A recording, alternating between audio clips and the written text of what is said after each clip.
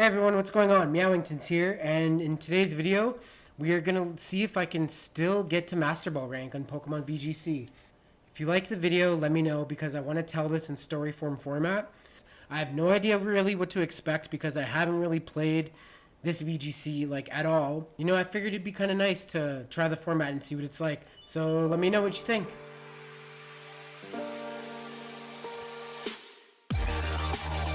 This is the team I'm going to end up using. The description's right here.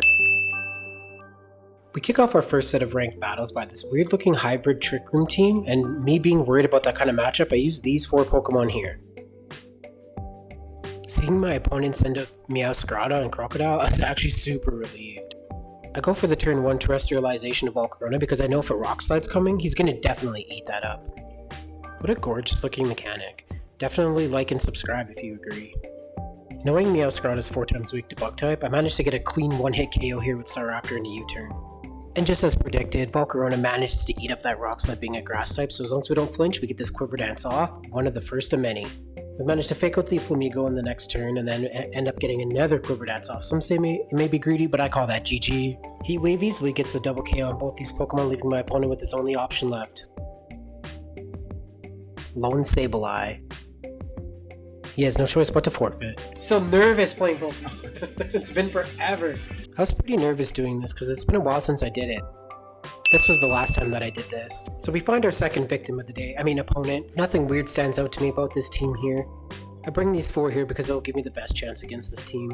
He leads with these 2. I'm not too worried about what he's leading right now because I know I can get another Quiver Dance off. As expected, Quiver Dance comes and then the worst thing could happen. Guillotine actually hits.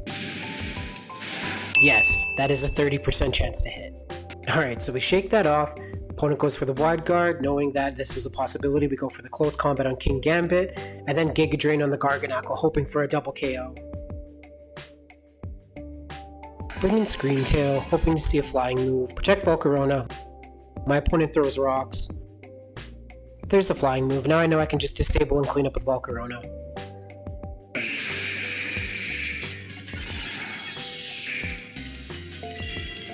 Yes.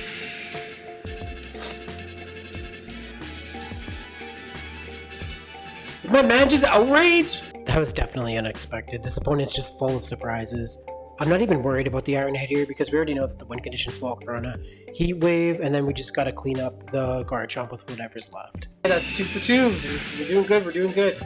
Jumping into team preview of our next match, one thing that really stands out to me is the Tinkaton, because you never really see that in the Honchkrow. I also noticed that I see Froslass and Tauros, and from old VGC formats, it's usually critical hit stuff and anger point, so I definitely want to make sure I'm prepared for that. Actually, you know what? We're just gonna do the regular Volcarona Staraptor lead, like it works out every single time. After leading with Volcarona stuff, we decide on these 4 for the next battle. Oh, I'm still like, every time I battle, like I'm still like super nervous. I still get super nervous like fighting. We managed to make a good prediction on seeing the Tauros and the Froslass, so I know that I'm going to be seeing Anger Point kind of stuff. Chances are that Froslass is probably Focus Sash, so I'm just going to break the Sash and do something, probably Terrestrialize with Volcarona. Turn 1 didn't go as predicted because I expected to see the Anger Point stuff right away, so I did end up attacking with Staraptor into his Protect. Is he going to Icy Wind? This was actually a really good turn for my opponent because not only does the Icy Wind slow me down, it does put on an immense amount of pressure because I don't know the speed tiers of these Pokemon, and I don't know if Tauros can outspeed me. Now I know that Volcarona is going to be super weak to Ice as well, but the Quiver Dance does put me to neutral speed, which is kind of nice. So the following turn definitely plays out as we feared. We see the Frost Breath, and then Tauros is now at +6 attack, which is basically times 300%, I believe. Now, seeing this Earthquake here, I feel like this was such a misplay from my opponent, because not only does he not affect Staraptor, it is also resisted by Volcarona, and I know that a Brave Bird should probably get the KO on Tauros. I don't know if I'll be faster than the Tauros. It is really nice that Brave Bird gets the one-hit KO on Tauros, so now we can just get up a Quiver Dance and possibly sweep with Volcarona now. So I wanted to reset Staraptor for later, so I just hard switch into Iron Hands, then I go for the Heat Wave. Thank goodness that didn't crit, because that would have sucked. The next easiest play here is just to fake with the Honchkrow, getting the KO, and then I can just Giga Drain the Garchomp, getting all my health back. It's pretty straightforward.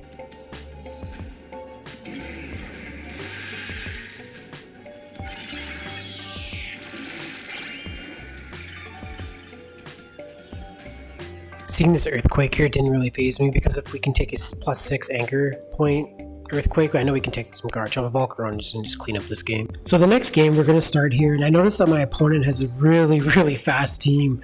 I am kind of worried about Sableye and the Grimmsnarl because there is a lot of prankster stuff that can be involved with this. I decided to bring these 4 Pokemon for no particular reason at all. Seeing Garganacl here makes me kind of relieved because I know after a Quiver Dance or 2, which I could probably easily get off with the Iron Hands setup, it's going to be pretty easy for Volcarona to sweep. The turn turns out pretty good. He doesn't go Ghost at all. I get the Fake Out off and I managed to pull off at least 1 Quiver Dance for now.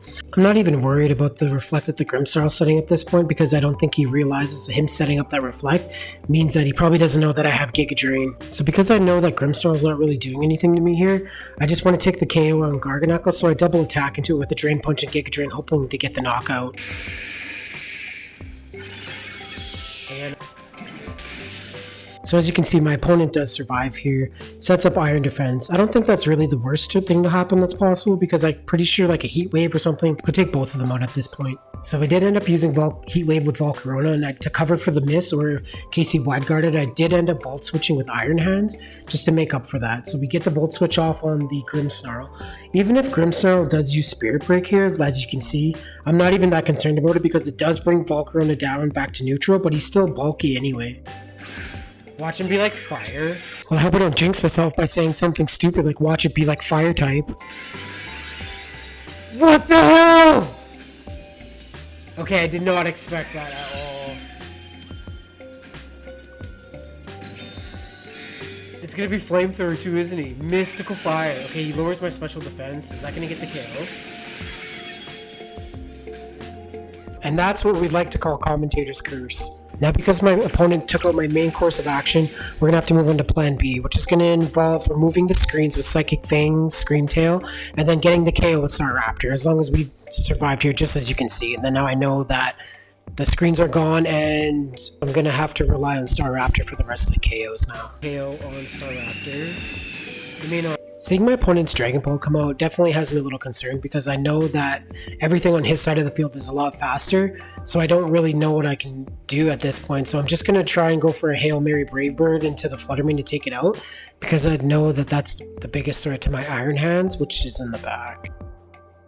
Which I'm really hoping Psychic Fang gets the KO. It does not right there. But we do see Phantom Force, and I have a feeling I could take advantage of that between the attacking and the not attacking turns.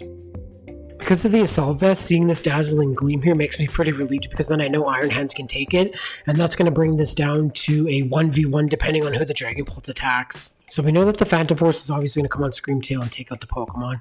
Now it's just going to be down to the 1v1 Wild Charge against Dragon Pulse. It is pretty nice seeing him take some Life Orb damage because then I know he's going to be losing health. Wild Charge does about 2-hit KO, so as long as I can survive another Phantom Force, we pretty much have the game. So as you can see, my opponent did end up using Dragon Darts. That's probably the better option for them. We do end up taking that pretty well. With the Life Orb recoil, we get the Wild Charge for game, and that's GG. We're Pokeball! So we do end up making it to Pokeball rank undefeated. Let me know if you like this style of video because we still have Great Ball, Ultra Ball, and possibly getting to Master Ball ahead of us. I hope you enjoy the videos.